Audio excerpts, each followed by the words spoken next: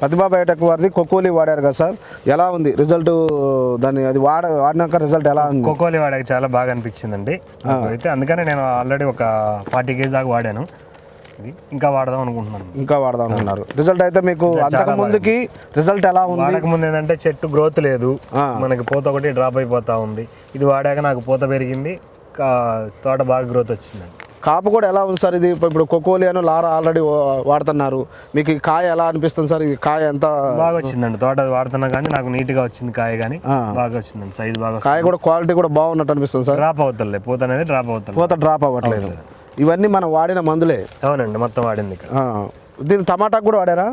లైట్గా వాడానంటే రెండు సార్లు వాడానండి, పైన స్ప్రే చేశాను, బాగా పనిచేసిందండి. బాగా పనిచేస్తుంది.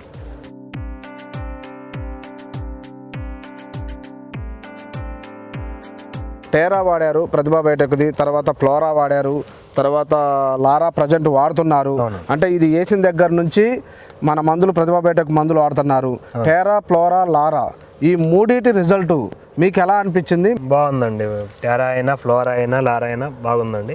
ఒకసారి చూశాక నాకు నమ్మకం కుదిరాకే రెండోసారి వాడానండి తెచ్చుకొని.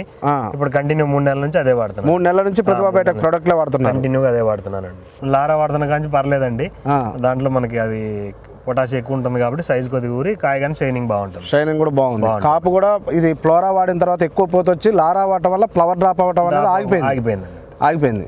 బాగుందండి. ప్రతిభా బయోటెక్ ప్రొడక్ట్స్ అయితే బాగున్నాయండి, నేను వాడాను. నా పరంగా అయితే సజెస్ట్ చేస్తానండి, బాగున్నాయని చెప్తున్నాను నేను.